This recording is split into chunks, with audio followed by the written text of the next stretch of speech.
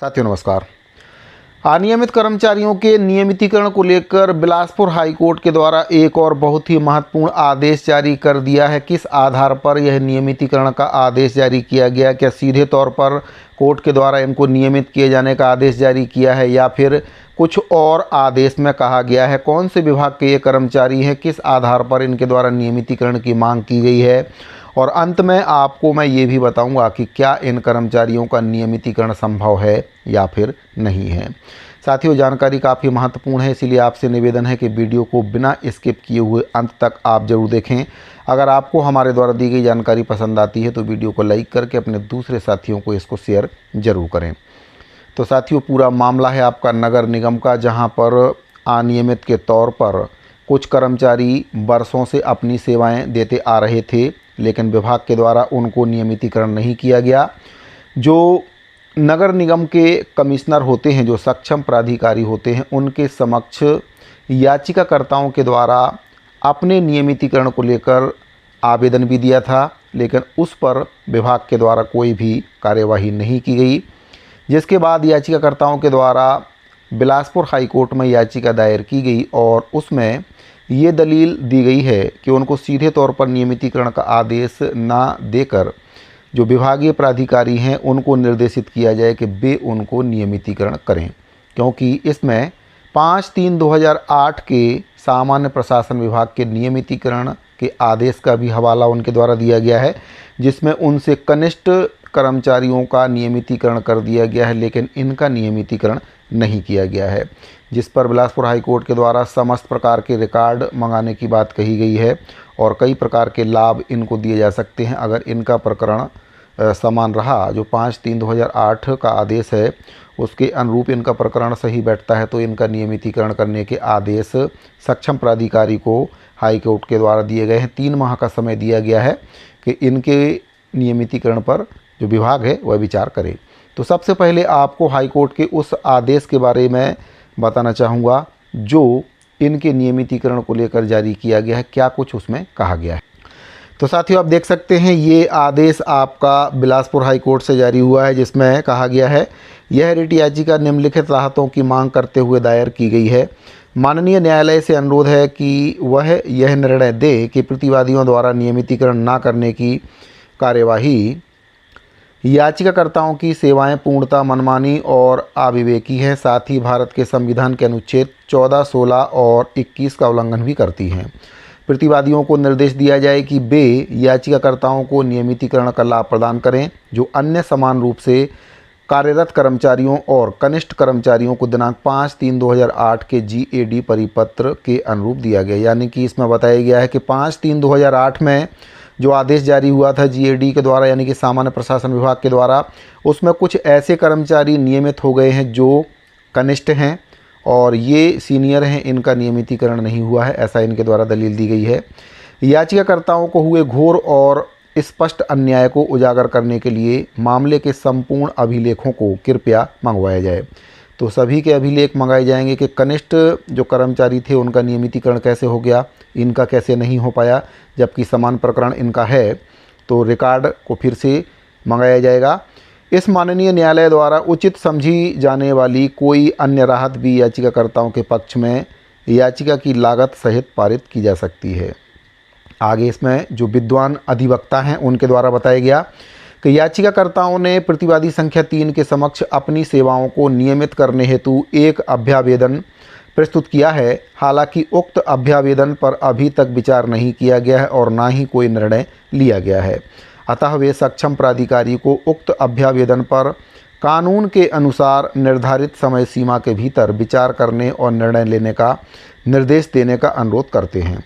तो कोर्ट के द्वारा भी सीधे तौर पर नियमितीकरण का आदेश नहीं दिया गया है। जो सक्षम प्राधिकारी हैं उनको ये आदेश दिया है कि जो याचिकाकर्ता हैं उनके द्वारा नियमितीकरण का जो याचिका विभाग को दी गई है उस पर सक्षम प्राधिकारी निर्णय करे।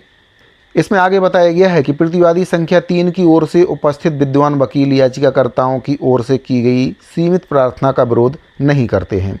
पक्षकारों के विद्वान अधिवक्ताओं के द्वारा प्रस्तुत दलीलों पर विचार करने के बाद प्रतिवादी संख्या 3 सक्षम प्राधिकारी को निर्देश दिया जाता है कि वह याचिकाकर्ताओं के द्वारा प्रस्तुत अभ्यावेदन पर इस आदेश की प्रति प्राप्त होने की तिथि से 3 माह की अवधि के भीतर विधिवत विचार करे और निर्णय ले। यदि याचिकाकर्ता चाहें तो वे सभी प्रासंगिक दस्तावेजों सहित एक अतिरिक्त अभ्यावेदन प्रस्तुत करने के लिए स्वतंत्र होंगे। स्पष्ट किया जाता है कि इस न्यायालय ने मामले की खूबियों पर कुछ भी व्यक्त नहीं किया है। तदनुसार वर्तमान रिट याचिका का निपटारा किया जाता है। तो साथियों, संजय के अग्रवाल जो न्यायाधीश हैं, इनके द्वारा ये आदेश दिया गया है और स्पष्ट तौर पर हाई कोर्ट के द्वारा विभाग को नियमित करने का आदेश नहीं दिया है, बल्कि जो सक्षम प्राधिकारी हैं उनसे अनुरोध किया है कि जो याचिका दायर की गई है याचिकाकर्ताओं के द्वारा उनको नियमित करने की, उस पर वह विचार करे। और 3 माह का समय हाई कोर्ट के द्वारा विभाग को दिया गया है, सक्षम प्राधिकारी महोदय जी को दिया गया है कि वे याचिकाकर्ताओं के अभ्यावेदन पर विचार करें।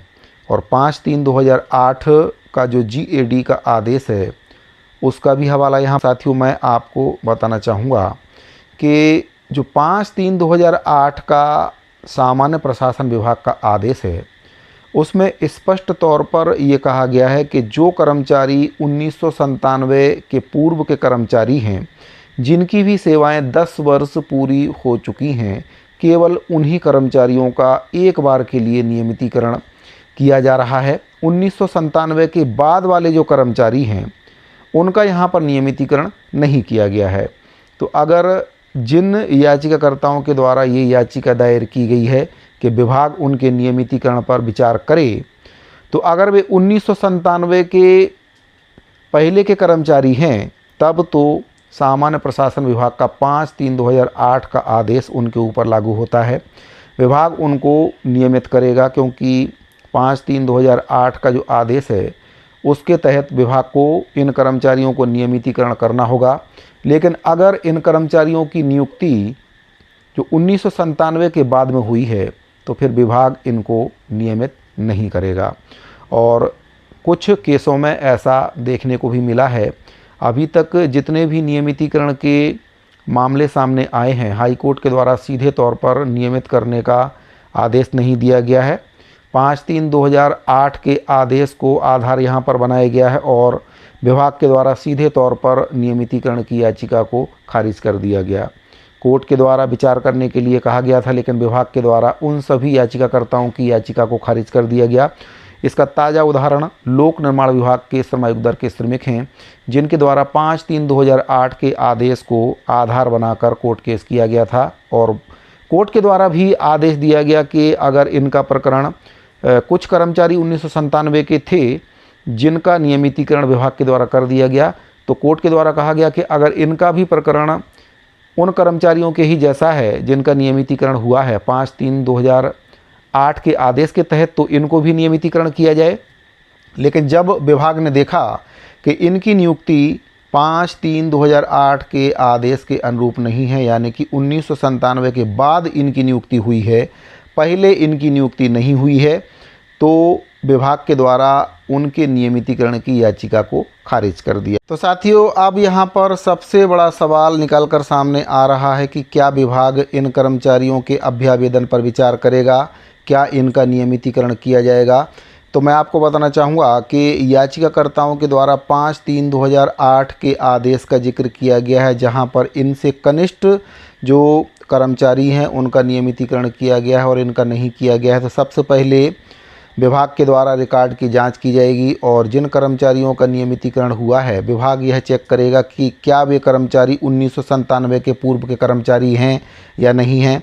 फिर इन कर्मचारियों के रिकॉर्ड की जांच विभाग करेगा कि क्या ये कर्मचारी 1997 के पूर्व के हैं या 1997 के बाद के हैं। अगर ये कर्मचारी 1997 के पूर्व के हैं तब विभाग इनका नियमितीकरण कर सकता है, लेकिन अगर 1997 के बाद इन कर्मचारियों की नियुक्ति हुई है तो विभाग इनका जो नियमितीकरण का अभ्यावेदन है उसको अस्वीकार कर सकता है। अब यहाँ पर एक बहुत बड़ा सवाल निकल कर आता है, ऐसे में कर्मचारियों को क्या करना चाहिए।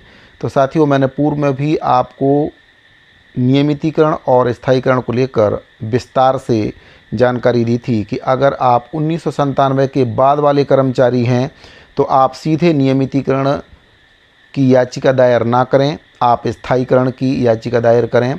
जो औद्योगिक अधिनियम 1961-63 है उसके तहत आप स्थायीकरण की याचिका दायर करें, और यह याचिका भी आप तब तक ही दायर कर सकते हैं जब तक छत्तीसगढ़ में 4 नए श्रम कानून लागू नहीं हो जाते हैं।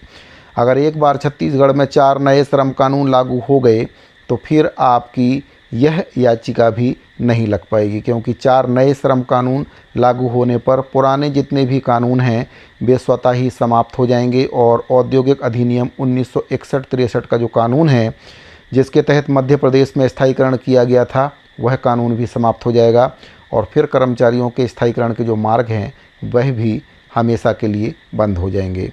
तो साथियों, उम्मीद करता हूं कि दी गई जानकारी आपको अच्छे से समझ में आ गई होगी। अगर आपको फिर भी कुछ समझ में ना आया हो तो अपनी जो बात है उसको कमेंट बॉक्स में आप लिख दें, मैं उसका उत्तर आपको ज़रूर दूंगा। साथियों, इस वीडियो फिलहाल इतना ही, मिलते हैं अगली वीडियो में। अभी के लिए दीजिए इजाज़त, धन्यवाद।